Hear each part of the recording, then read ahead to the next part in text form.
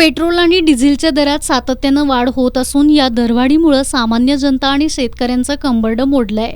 त्यामुळे या दरवाढीच्या निषेधार्थ काँग्रेसनं जिल्ह्यात आंदोलन सुरू केलंय।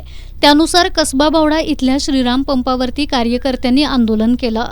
श्रीराम सेवा संस्थेच्या सभापती शीतल पाटील, उपसभापती सुभाष गदगडे, नगरसेवक सुभाष बुचडे, सचिन चौगले, माजी नगरसेवक अजित पवार, मोहन सालपे यांच्या उपस्थितीमध्ये आंदोलन करण्यात आलं।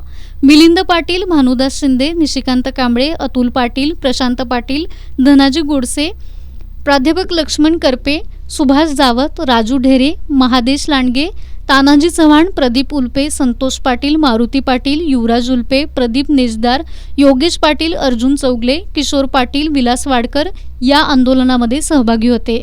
दरम्यान इंधन दरवाढी विरोधात काँग्रेसच्या वतीनं शिरोली, सांगली फाटा आणि शेतकरी संघाच्या पेट्रोल पंपावरती आंदोलन करण्यात आलं।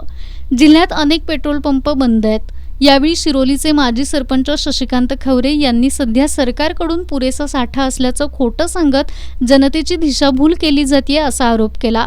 आंदोलनात नागावचे ग्रामपंचायत सदस्य अभिनंदन सोळांकुरे, अनिल शिंदे, ज्योतिराम पोर्लेकर, सरदार नुल्ला, अतुल शिंदे, बाजीराव सातपुते, राज सुतार, अनिल वायदंडे, उत्तम पाटील, मनसूर नदाफ, राजाराम वडार यामध्ये सहभागी झाले होते।